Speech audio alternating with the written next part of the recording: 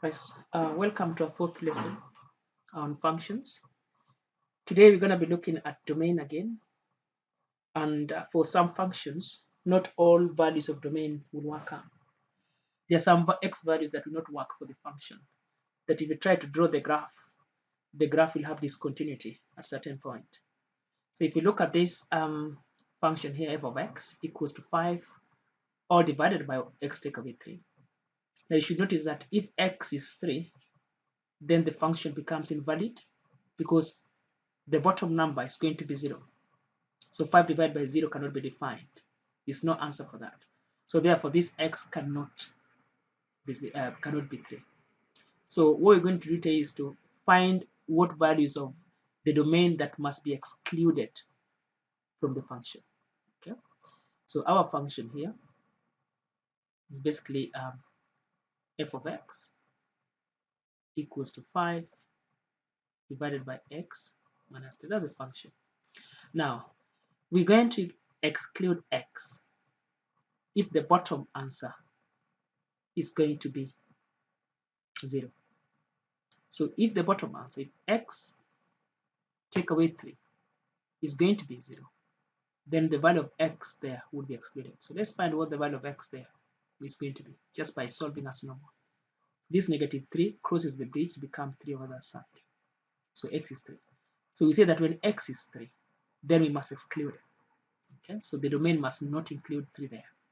So the question says, what values must be excluded from the domain of the function f of x equals to 5 over x take away 3? In this case, we found that if x is 3, then we must exclude that 3. Okay? So we now say that the domain should be such that x is not equals to 3. So the domain must be such that x is not equal to 3. Okay? So that's what we're going to be doing today. I would like you to try question B, which says that what values must be excluded from the domain of g of x equals to root 2x minus 1. So I'd like you to pause this video and then have a go at that.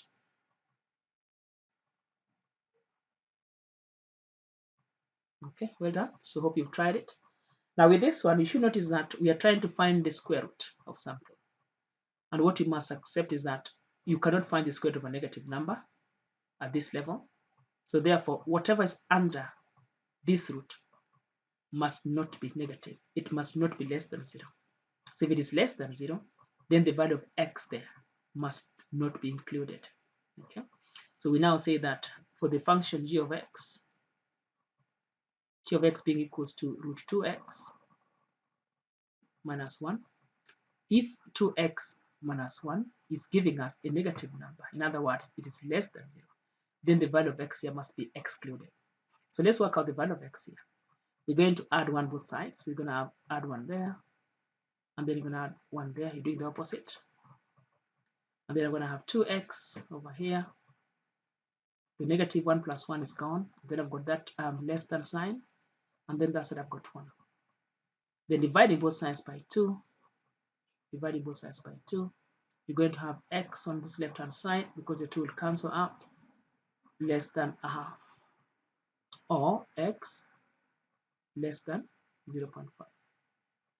Okay, so what we are saying is that if x is less than 0.5, then it must be excluded. Okay, now I want us to just confirm this by just picking a value that is less than 0.5. So we say that if x is less than 0.5, we must exclude that. So that's going to be x there. Okay, so I want to pick a value of x. So let x be a number such that, say for example, 0. So 0 is less than 0.5. So what I want to do now, I want to sub it in there. I want to sub it in there. Okay. So therefore, we're going to sub it that one back in. Okay. So you're going to sub in 0 there. So let's see what that's going to be. So it's going to be square root of 2 times 0 minus 1, and that's going to give us what? Square root of 2 times 0 minus 1 is going to be negative 1. Now at this stage, you cannot find the value of negative 1.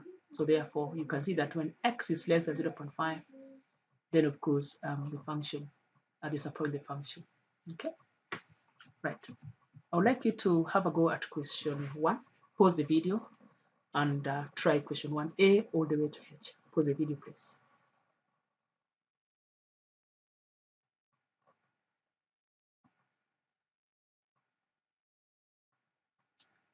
Okay, so hope you've tried that. Now, what I must say is that when you're dividing, the bottom number must not be 0. That's the main point. Okay, so here 2x plus 1 must not be equal to 0. Here 2x plus 4 must not be equal to 0. Here x squared minus 25 must not be equal to 0. However, when it's about square root, then whatever is under the square root cannot be less than 0. In other words, cannot be a negative. This cannot be negative. That cannot be negative. And that can also not be negative. Okay, so what I want to do now, I just want to do a few questions. Let me pick question C, for example. Now with question C, the number we're dividing by is the most important. So for f of x being equals to 3x minus 1 over 2x plus 4. Now this function, what's going to happen is that if 2x plus 4 gives us a 0, then the value of x here must be excluded. So let me solve for that x. So we're going to have 2x equals to negative 4. You do the opposite with that, it becomes negative that side. And then you divide both sides by 2. So that's going to be negative 4 divided by 2 becomes negative 2. So we say that when x is negative 2, then we must exclude it. It's not going to work because if you put negative 2 there, you're going to have 2 times negative 2, which is negative 4, plus 4 becomes 0. So if you do 3x minus 1 divided by 0, then it's an error. Okay? So therefore, x cannot be negative 2. X must be excluded if it's negative 2. Okay? Right, so let's do one more. Let's do, if I do g of x, the last one, let's do g of x, the last one. So g of x is a function. So g of x equals to root 3 plus 10x. Now, whatever is under the root cannot be a negative. In other words, 3 plus 10x. If it's less than 0, then we have to exclude x. So we have 10x. Take away 3 both sides. It becomes negative 3 there. The dividing by 10, we got x less than negative 3 over 10, or the same as x less than negative 0.3.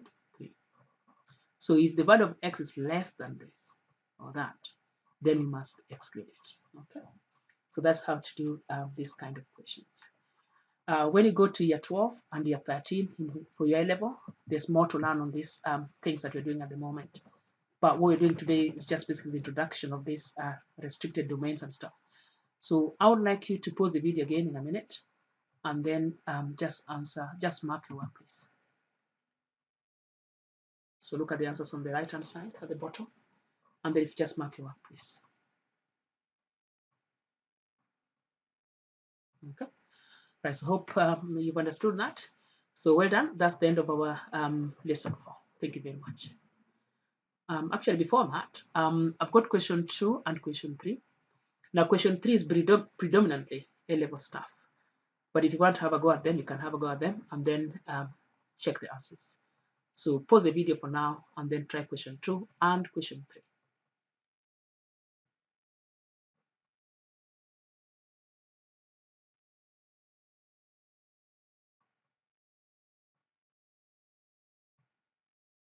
Okay.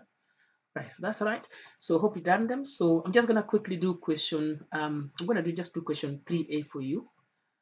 Like I said, most of these question 3A stuff are basically A-level stuff. So I'll just do question A for you quite quickly.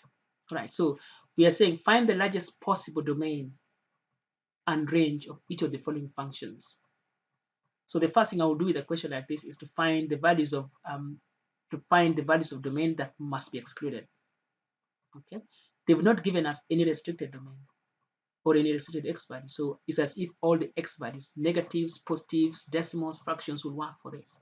However, I can see straight away that the value of x here must not make the bottom one be 0. So if I start with the domain, I can know that if 5 of x plus 3 is equals to 0, then I must not include that x value. So I've got 5x there equals to negative 3.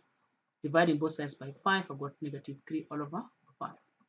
So what we now say is that x must not be negative 3 over 5. So the domain is all values. In other words, any value of x can work for that function. See, they could be negative, they could be positive, they could be 0, anything, as long as the x is not negative 3 over 5. Because at that moment in time, this function becomes basically invalid, becomes discontinuous. Okay? Right, okay, so that's that. Now, then also have a look now for the range now. For the range, which is the value of y. Okay, so let's look at the value of y. Now, so you should always assume that the value of y is going to be anything anyway. Yeah, the value of y is going to be anything. But if you look at this very carefully, you can see that the value of y, the f of x, cannot be equal to 0. Because I've already got 9 there. There's nothing that I can divide 9 by. There's nothing that I can divide 9 by to give me a 0. Okay, so therefore f of x cannot be equal to 0. Now let's confirm that. So I've got f of x equals to 9, 5x plus 3. Now this f of x cannot be equal to 0. Now let's see. Let's see. If that is 0, what's going to happen now here with the 5x minus 3? Okay, let's see what's going to happen. Now, let's pretend we want to solve for x here. What we need to do, we can make this 0 a whole number. Okay, so there's 1 0 there. So what you can do, you can always pretend that this is 0 as a whole. It's basically 0 out of 0. Right, as a fraction. 0 out of 0. Look at it as 0 for the time being. Now what we need to do here is to cross multiply that and that when you try to solve. So 5x plus 3 times by 0 is obviously going to be 0. And then you do 0 times by 9 is going to be 0. So do you see that? So then the x disappears. You can't even find it when that is 0. So we now say that the f of x, the domain, must not be 0. I mean f of x, the range, must not be equal to 0. Okay. So f of x, or the range, can be anything as long as it's not what? 0. Now the range can be anything as long as it's not what? Negative 3 out of 5. Okay. So I'm just going to show you the answers to this, and hopefully you get most of them right. And some of this you'll do in A level when you do A level next year in year 12. Actually, in year 13. These are year 13 topic. So I'm just going to show you the answers in a minute. Pause the video and then try marking your work. Okay. There you are. That's for question 2. And then question 3. So if you look at question 3a here, we say that the domain such that the x is not equals to negative 3 over 5. So the domain can be any value of x as long as it's not negative 3 over 5. The range can be any value as long as it's not 0. That's what we're talking about here. Okay.